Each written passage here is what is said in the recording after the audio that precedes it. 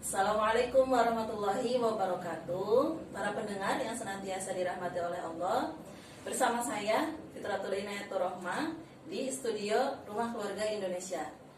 Nah, alhamdulillahirabbil alamin, pada kesempatan kali ini di bulan yang penuh berkah ini kita dapat menghirup udara segar, menghirup keindahan bulan suci Ramadan.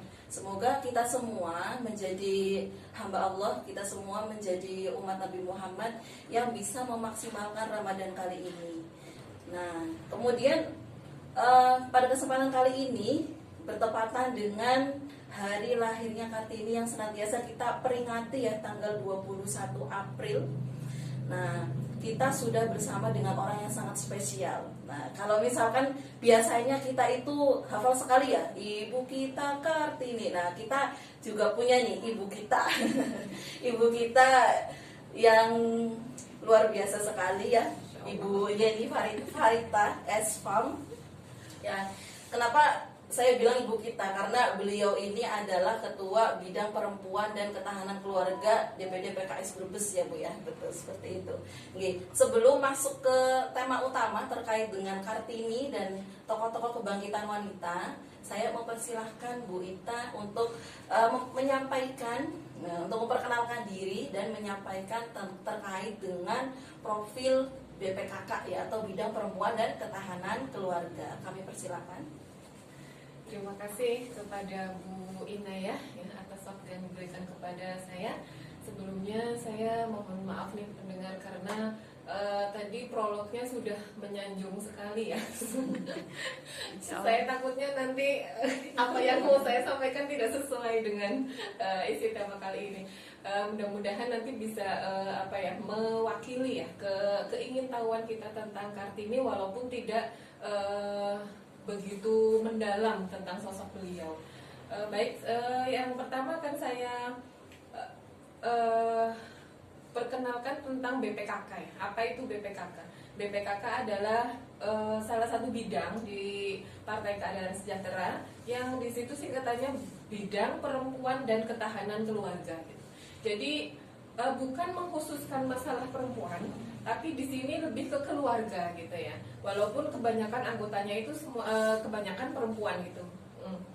Di sini ada beberapa kegiatan BPKK yang sudah berjalan karena ini momennya bulan Ramadan, banyak sekali ya, ada kajian tentang keluarga, anak-anak, kemudian berbagi. Kegiatannya itu ibu-ibu PKS itu sangat kreatif Mbak Ina ya. Jadi ada BPKK ini tersebar di 17 kecamatan. Alhamdulillah kepengurusannya sudah lengkap di 17 kecamatan dan kegiatannya beragam. Mulai dari kemarin tuh ada yang menjual takjil dengan harga murah, kita beli di lingkungan UMKM yang tempat tinggal kader terdekat, kita beli mungkin harga 3.000 atau 4.000, nanti kita jual 1.000 gitu ya. Jadi kemarin itu di depan kantor ini 15 menit itu sudah sold out. Gitu. Iya, karena keluar biasanya jauh sekali dari harga pasar. Iya, betul. Kemudian ada berbagi sayuran, ada berbagi juga kemarin di DPC Jati Barang itu ada jual baju layak pakai dengan harga Rp1.000. Itu juga dalam hitungan menit sudah ludes semua. Kita berkomitmen mudah-mudahan di BPKK PKS ini akan memberikan manfaat gitu ya, menebar manfaat hikmat kita untuk masyarakat ke depannya. Dan salah satu program unggulan di BPKK itu adalah Rumah Keluarga Indonesia. Seperti di Rumah Keluarga Indonesia itu kita akan mencoba untuk perempuan itu berdaya di situ. Jadi arti emansipasi yang sesungguhnya gitu ya, tidak kita mensejajarkan dengan laki-laki. Jadi di Rumah Keluarga Indonesia ini kita ingin ya perempuan itu berdaya sebagai mitra ya dalam hal ekonomi. Jadi perempuan itu bisa menghasilkan uang gitu ya. Jadi tidak mengandalkan suami walaupun penghasilan nafkah itu dari suami gitu ya. Jadi kita juga mengadakan pelatihan untuk perempuan, kayak kemarin di DPC Brebes itu pelatihan membuat nastar untuk kue-kue lebaran gitu ya. Kita itu juga ya, pelatihan itu juga layak jual gitu ya. Kita ibu-ibu itu bisa membuat sendiri dan bisa memasarkan. Gitu mungkin Bu Inayah untuk profil BPKK. Ya, demikian tadi ya profil BPKK dan perkenalan diri dari Bu Ita. Itu ya, jadi luar biasa sekali program-program BPKK, sangat ini ya, kalau menurut saya sebagai wanita itu sangat penting sekali gitu loh untuk kita bergabung di BPKK. Maka kalau misalkan ibu-ibu di luar sana yang tertarik ya dan berminat untuk bergabung bersama kami di BPKK, monggo bisa datang langsung ke kantor DPD PKS Brebes atau menghubungi Bu Ita. Gitu. Ya, oke, selanjutnya kita masuk ke inti ya, Bu Ita. Jadi pembahasan inti kita adalah peringatan Hari Kartini. Nah, sebagaimana dulu ya kita kan sudah belajar sejarah dari SD, dimana kita sudah hafal juga lah lagu-lagunya Kartini. Kita penasaran sekali nih Bu Ita, kenapa dari sekian banyak tokoh-tokoh wanita Indonesia yang hebat juga ya, itu kenapa kita itu selalu memperingatinya itu hanya era Kartini. Setiap tanggal 21 April diperingati dan lain sebagainya. Kemudian kita juga ada lagu khusus untuk era Kartini. Ya, monggo, bagaimana kira-kira apa sih yang menyebabkan Kartini itu sangat spesial di Indonesia? Baik, terima kasih Bu Inaya, pertanyaannya memang menarik sekali ya, karena ibu kita Kartini ini memang sebagai pahlawan yang kita peringati setiap 21 April. Dan kenapa tidak pahlawan yang lainnya, kenapa tidak harus Kartini gitu ya. Jadi menariknya karena Kartini itu hidup pada zaman di mana pemerintah kolonial Belanda itu ada di Nusantara, terutama di Jawa Tengah gitu ya. Mereka mempunyai misi gitu ya. Kita kenal bersama Snok Hurgronje itu, beliau adalah seorang kapitalis, seorang Yahudi yang di Jawa ini khususnya beliau akan menyusup, istilahnya seperti itu ya, untuk melakukan sinkretisme atau mengikis tauhid. Nah, karena kekuatan terbesar menurut pemerintah kolonial Belanda adalah Islam untuk menumbangkan perlawanan terhadap pemerintah kolonial Belanda. Nah, ini Snok Hurgronje itu berhasil mengikis tauhid di Pulau Jawa. Nah, Kartini itu hidup pada masa itu gitu ya. Jadi ada pembatasan-pembatasan tentang Islam, termasuk perlakuan terhadap wanita gitu ya. Perlakuan terhadap wanita di mana dipisahkan antara pribumi dan ningrat gitu ya. Kemudian pingitan, budaya pingitan, kemudian larangan untuk menerjemahkan Al-Quran dan referensi Islam gitu, seperti itu. Tapi Kartini itu mampu gitu ya, mampu dengan pikiran kritisnya, dengan perjuangannya atau keinginan yang ada di dalam hatinya, itu ingin gitu ya, mengangkat derajat wanita, paling tidak mendapatkan kesamaan atau kesetaraan dalam hal pendidikan gitu. Karena memang usia usia kita harus belajar itu pada waktu itu harus dipingit, terutama dalam orang-orang pribumi dan segala macam. Jadi dengan kritisnya dan kemudian qadarullah ya, pertolongan dari Allah juga, karena ternyata Kartini itu adalah cucu dari ulama Jawa, Kiai Haji Madirono. Mungkin itu adalah kasih sayang Allah gitu ya yang diberikan kepada Kartini. Dia itu kritis, karena saya beragama Islam tapi saya tidak mengenal Tuhan saya gitu. Kartini itu ada dalam satu suratnya seperti itu. Jadi Al-Quran yang dibaca tiap hari itu tidak mengerti bahasanya, karena dalam bahasa Arab. Kartini itu ingin belajar dari Al-Quran itu. Jadi Kartini ini ingin mendapat petunjuk dari kitab yang selama ini dia baca, yaitu Al-Quran gitu. Karena ada kendala bahasa ya. Nah, ini perjuangannya beliau gitu untuk bisa menerjemahkan Al-Quran yang dari bahasa Arab menjadi bahasa yang dia pahami gitu, seperti itu. Nah, kemudian lewat pertolongan Allah juga ada kajian nih. Ini awal mulanya Kartini itu belajar Islam gitu. Kajian di rumah pamannya, yaitu Bupati Demak. Ini jadi Kartini itu udah mengambil jarak dengan pemerintah kolonial nih Mbak, karena dia tahu kalau di pemerintah kolonial ini ingin menjauhkan antara pribumi dengan ningrat gitu. Tapi Kartini tahu bahwa orang-orang pribumi itu berhak belajar. Nah, ini Kartini itu sekarang mendekati dengan kaum di bawahnya, istilahnya pribumi seperti itu. Nah, untuk dia belajar, ada kesempatan di rumah pamannya itu ada kajian gitu ya, semacam kajian. Di situ pembicaranya kayak Haji Soleh Darat. Nah, di situ membahas tentang tafsir Al-Fatihah gitu ya. Ini pas banget gitu ya momennya ya. Jadi dia jatuh cinta. Ternyata subhanallah gitu ya, dari satu surat yang diterjemahkan itu dia berhasil menemukan petunjuk hidup istilahnya di situ.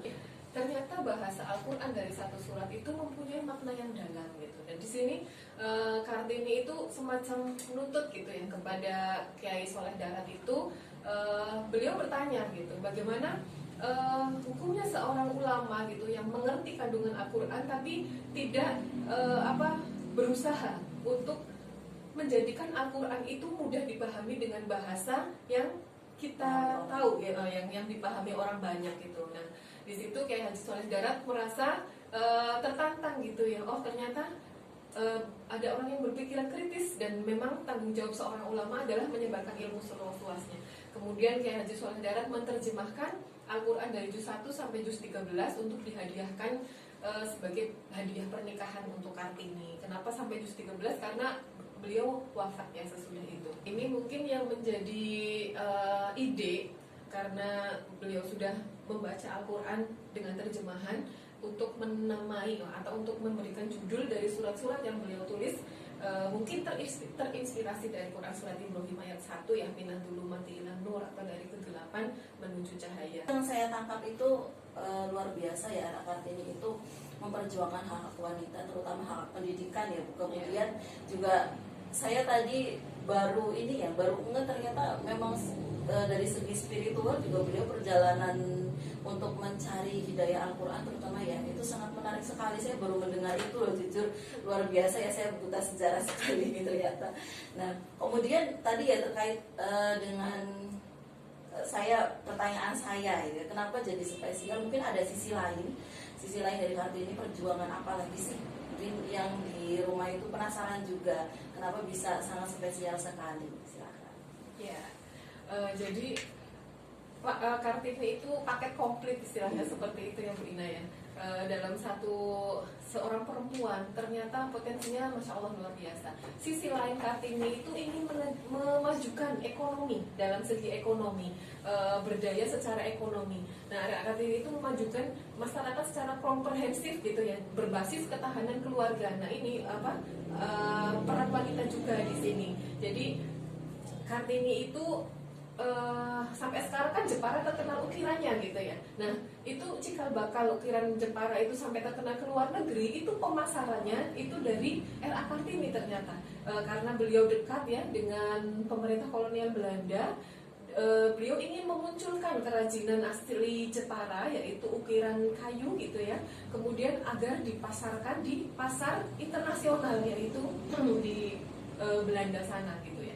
Itu adalah hasil gitu ya, bagaimana Kartini itu ingin berdaya tidak hanya dalam bidang pendidikan tapi secara ekonomi. Ya, tadi ya kita sudah membahas terkait dengan Kartini. Yang saya tahu ya, ketika belajar sejarah itu kan banyak sekali tokoh-tokoh atau pahlawan wanita yang juga terkenal sebenarnya, seperti Junyakti, mungkin Mutia dan lain sebagainya. Mungkin kita bisa sedikit menjelaskan ya terkait sosok-sosok beliau agar kita sebagai wanita Indonesia itu referensinya banyak nih. Selain Kartini juga sudah hebat, sudah luar biasa, akan tetapi mungkin dari tokoh-tokoh atau pahlawan wanita yang lain itu kita bisa menimba lebih banyak, bisa belajar lebih banyak lagi. Seperti itu sih. Iya. Ternyata subhanallah ini saya juga baru belajar sejarah, banyak sekali tokoh wanita yang kemudian seera atau hidup bareng dengan Kartini yang ternyata lebih luar biasa hebatnya gitu ya. Karena kita tidak, mungkin pengetahuan kita kurang atau kemudian proses belajar sejarah kita itu tidak tertarik untuk belajar sejarah. Sini ada beberapa yang malah beliau itu memegang kesultanan gitu ya, dari Kesultanan Aceh, yaitu Sultanah Seri Ratu Tajul Alam Safiuddin Johan Berdaulat, itu dari tahun 1644 sampai 1675. Nah, masa pemerintahannya itu ilmu dan kesusastraan berkembang pesat gitu ya di Kesultanan Aceh. Kemudian ada juga dari Sulawesi Selatan, ini juga dipimpin oleh wanita sebenarnya, dari Siti Aisyah Wenten Riole dari Sulawesi Selatan. Ini juga mahir dalam kesusastraan. Kemudian Dewi Sartika itu dari Bandung, ini juga ternyata salah satu idola Ibu Kartini juga ini Dewi Sartika, tokoh pendidikan gitu ya.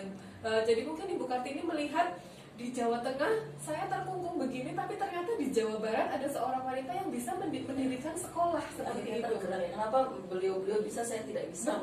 Betul seperti itu. Kemudian ada Rohana Kudus, kemudian yang sudah Mbak Inaya sebutkan tadi ada Cut Nyadin, Cut Mutia, kemudian Christina Marta Tiahahu, ini mengangkat senjata gitu melawan pemerintah kolonial Belanda. Kemudian ada Tengku Fakina dan ada Laksamana Malahayati. Itu mungkin beberapa tokoh wanita yang sebenarnya hebat gitu ya, hidup berdampingan dengan Kartini. Ya, berarti ada sesuatu yang menarik nih. Kalau misalkan tadi ya di era yang sama, bahkan mungkin kalau tadi ada Kesultanan Aceh, itu berarti era yang jauh sebelum Kartini ya. Beliau bisa memimpin Kesultanan Aceh ya. Kenapa makanya yang jadi pertanyaan itu kenapa bisa di era yang sama, bahkan mungkin sebelumnya itu era Kartini belum merasa wanita itu kok seperti terkungkung, seperti tidak bisa mengembangkan dirinya. Nah padahal di luar daerahnya itu bisa memimpin daerah, bisa menjadi orang-orang yang hebat. Itu kenapa? Maksudnya ada sisi apa sih? Apa mungkin ya karena daerahnya dan lain sebagainya? Apa alasannya mungkin kenapa bisa kok era Kartini merasa saya perempuan kok tidak bisa berkembang seperti itu, atau mungkin di daerahnya kok malah dipingit tadi ya, kemudian tidak mendapatkan hak pendidikan. Jadi otomatis di tempat lainnya ketika tadi Sultanah Sri Ratu Tajul Alam Safiyatuddin itu menjadi sultan, otomatis kan pendidikannya sudah luar biasa ya. Kemudian juga pasti beliau adalah sosok perempuan yang sangat disegani ya di masyarakat. Nah maka tadi ya, apa yang membedakan antara era Kartini dengan tokoh-tokoh wanita yang lain? Ya, mungkin ya kalau saya lihat atau saya baca itu kondisi geografis mungkin mempengaruhi ya Bu Ina ya. Jadi pemerintah kolonial Belanda itu memang senang di Jawa Tengah terutama khususnya. Jadi mungkin karena kultur kita ya, budaya kita orang Jawa itu kan istilahnya apa ya, mau menerima semuanya gitu tanpa tersaring dengan saringan yang kuat bahwa itu adalah penjajah dan mempunyai misi gitu ya, misi di Jawa Tengah. Jadi dilalahnya gitu ya, Kartini itu hidup di daerah yang memang kolonialis Belanda itu mempunyai misi besar di sini gitu ya. Jadi mempengaruhi dari segala sisi kehidupan, termasuk juga agama gitu ya.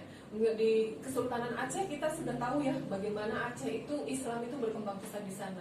Di Jawa Barat juga dari tempat Dewi Sartika lahir itu juga sangat mendukung Islam itu berkembang di sana gitu ya. Jadi kalau misalkan kita disimpulkan ya, Islam itu memang agama yang luar biasa untuk mendorong gitu ya, siapapun bisa mencapai prestasi walaupun dia perempuan ya, karena ajaran Islam itu memang dari rahmatan lil alamin gitu ya, dari hulu dan hilir itu luar biasa. Dan itu juga dibuktikan pada waktu Kartini itu mencintai Al-Quran gitu ya. Pada saat dia tahu bahasa Al-Quran dan mencintai Al-Quran, dan di situ adalah titik puncaknya beliau untuk memajukan kaum perempuan gitu, seperti itu Bina ya.